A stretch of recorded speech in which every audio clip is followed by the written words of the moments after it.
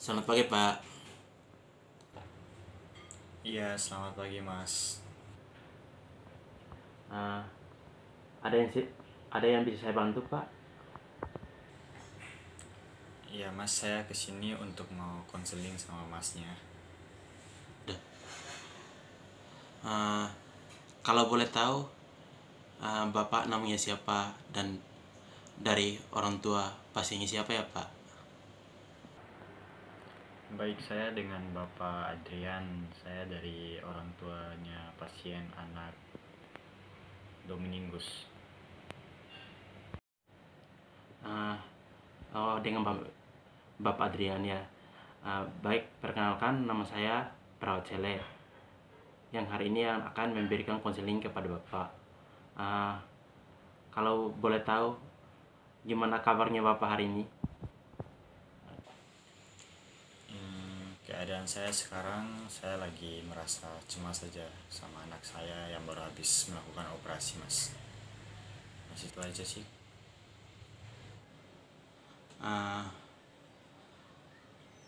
saya juga merasa sedih dengan kondisi anak Bapak, tapi saya harap Bapak jangan terlalu berlarut-larut bersedih atau cemas. Karena kalau Bapak terlalu bersedih, nanti kalau Bapak melakukan kunjungan kepada anak Bapak, bisa mempengaruhi kondisi anak Bapak dan juga bisa mempengaruhi kondisi fisik Bapak. Karena kalau Bapak terlalu bersedih, nanti sistem imun Bapak akan menurun dan menyebabkan Bapak mudah sakit. Iya Mas, saya akan usahakan masukan dari Mas. Kalau boleh tahu Mas, kondisi anak saya sekarang gimana ya Mas? Baik, anak Bapak sekarang lagi dirawat di ICU dan kondisi anak Bapak sekarang setelah operasi jantung, anak Bapak mengalami iskemik di lobus kanan atau pasokan darah ke seluruh tubuh tidak optimal. Dan dari monitornya mendapatkan irama jantung anak Bapak tidak stabil. Iya Mas, tapi eh, kenapa anak saya bisa masuk ke ICU? Kan bisa habis operasi bisa ke ruang bangsal aja, kenapa harus ke ICU? Baik Bapak, kenapa anak Bapak harus dirawat di ruang ICU, tidak di bangsal aja? Dikarenakan anak Bapak baru melakukan operasi penggantian katup jantung. Nah, sehingga anak Bapak perlu pemonitoran yang intensif atau perawatan secara intens uh, untuk memonitor tanda-tanda vitalnya beserta fungsi jantungnya. Karena fungsi jantung merupakan organ vital dalam tubuh, berfungsi untuk memasok darah ke seluruh tubuh. Dan kenapa tidak di bansal? Nah, di bansal itu kan perawatannya tidak seintens di ruang ICU dan alatnya juga tidak lengkap. Nah, kalau di ruang ICU ini pasien akan mendapatkan perawatan yang benar-benar intens dan ketat dari perawat dan dokter dan tenaga medis yang lainnya. Gitu, Pak. Oh iya Mas, terima kasih. Saya mengerti kenapa anak saya harus dirawat di ruang ICU karena anak saya baru selesai melakukan operasi, maka diperlukan perawatan yang sangat intens dan juga alat-alat yang mendukung di ruang ICU yang tidak terdapat pada ruang bangsal. Uh, Baik Bapak, di sini kita berbicara mengenai alat. Nah, di ruang ICU ini juga anak Bapak terpasang beberapa alat. Nah, di sini anak Bapak uh, terpasang ventilator mekanik dan ETT uh, untuk membantu kebutuhan oksigen anak Bapak sebagai saluran pernafasan dan udara pernafasan dapat masuk ke dalam paru-paru anak Bapak. Uh, Baik Bapak, di sini anak Bapak juga terpasang elektroda monitor bedside. Untuk di sini elektroda monitor bedside itu untuk mengetahui tanda-tanda vital seperti tekanan darah, HR, respirasi rate, SpO2, EKG, serta melihat fungsi jantungnya. Uh, di sini juga anak Bapak terpasang kateter urin untuk membantu buang air kecil anak Bapak dengan keadaan tidak sadar ini, serta memantau hemodinamik anak Bapak. Di sini juga anak Bapak terpasang siring pump untuk memasukkan obat dalam waktu tertentu dan jumlah tertentu. Dan di sini juga anak Bapak itu terpasang infus untuk membantu memenuhi kebutuhan nutrisi dan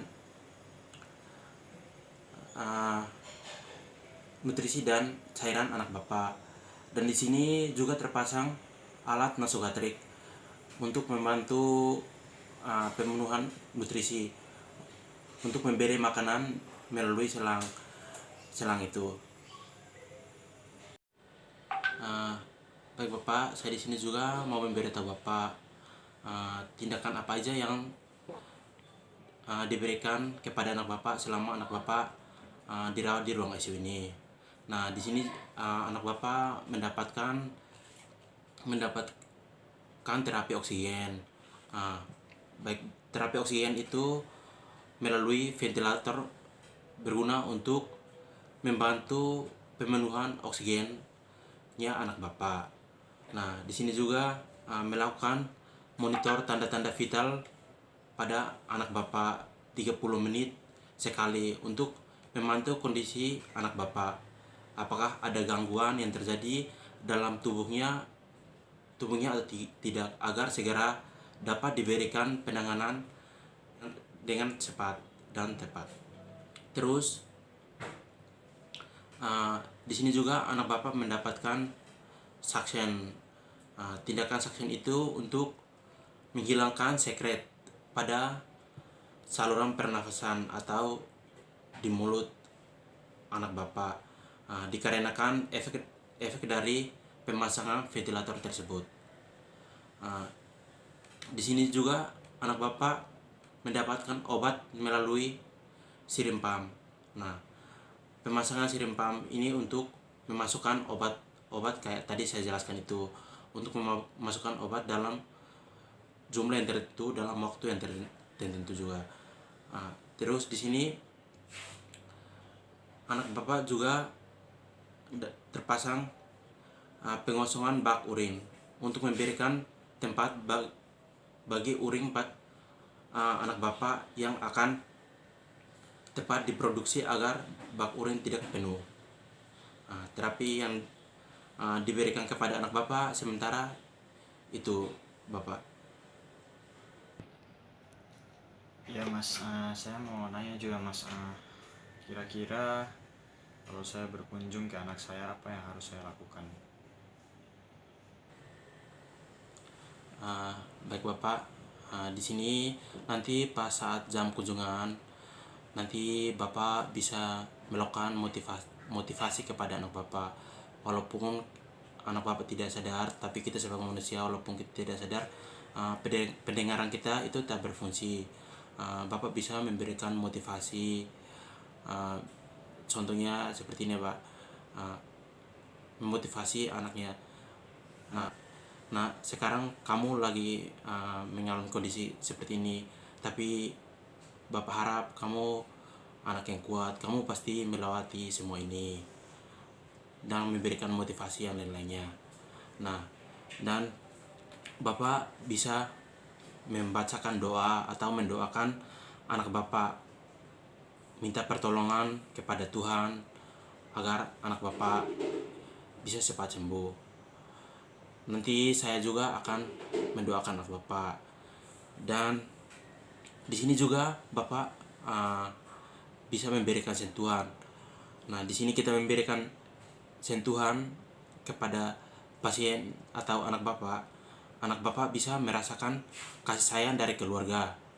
Di sini bisa membuat pasien bisa lebih nyaman. Nah, di sini juga bapak juga bisa membacakan dongeng yang anak bapak suka. Seperti itu ya Pak. Gitu Pak. Nah, kayak tadi itu, sehingga kehadiran keluarga di sini, pasien dapat memberikan dukungan secara mental dan emosional untuk perjuangan penyembuhannya. Begitu ya Pak. Ya Mas, saya akan melakukan apa yang telah Mas sarankan untuk dapat membantu anak saya agar cepat sembuh. Baik Bapak, saya di sini juga mau memberitahu Bapak. Nah, kita lihat dari kondisi anak Bapak sekarang ini, bisa jadi sewaktu-waktu kemungkinan terburuk akan terjadi pada kondisi anak Bapak. Bisa seperti stroke. Berdasarkan kondisi anak Bapak saat ini, ditemukan adanya iskemik di otak, maka kemungkinan untuk terjadi stroke sangatlah besar. Apabila iskemik ini tidak teratasi dengan cepat, akan terjadi kematian sel dan jaringan di otak, di mana kita tahu bahwa otak ini merupakan organ yang mengatur segala fungsi organ lainnya di dalam tubuh kita. Apabila terjadi kematian jaringan otak, maka akan bisa menyebabkan anak Bapak terjadilah stroke. Nah, di sini juga bisa kemungkinan terburuk terjadi bisa gagal ginjal. Berdasarkan kondisi anak Bapak saat ini juga, dengan adanya aritmia jantung, kemungkinan terjadinya penurunan surah jantung akan menyebabkan gagal fungsi ginjal, dikarenakan selain perfusi ginjal yang menurun, aliran darah yang disaring ginjal pun juga akan menurun. Apabila hal ini berlangsung terus menerus, maka fungsi ginjal akan menurun perlahan dan akhirnya dapat mengakibatkan gagal ginjal. Di sini juga kemungkinan yang paling buruk adalah kematian. Nah, di sini kita lihat dari kondisi Bapak. Nah, seperti komplikasi dari operasi pergantian katup jantung ini adalah kemungkinan terjadinya kegagalan dalam adaptasi tubuh terhadap katup beserta dua komplikasi yang telah disebut sebelumnya. Maka akan terjadi kegagalan semua organ tubuh yang akan berakibat pada kematian Pak.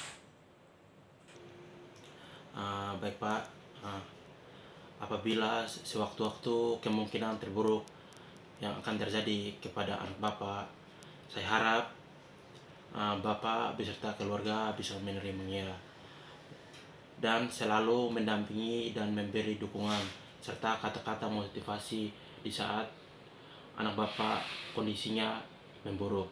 Seperti yang tadi saya memberitahu Bapak kata-kata motivasi itu, serta mempersiapkan diri beserta anggota keluarga yang lain dalam menerima keadaan dan kondisi anak Bapak ke depannya, dan mempercayakan dan menyerahkan segala yang akan terjadi kepada Tuhan dengan berdoa.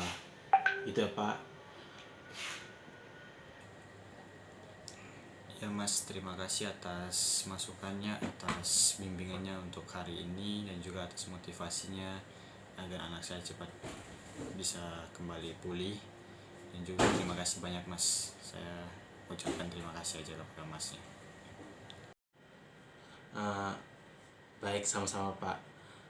Baik Pak, saya rasa konseling untuk hari ini kita cukupi sampai di sini aja. Dan saya berterima kasih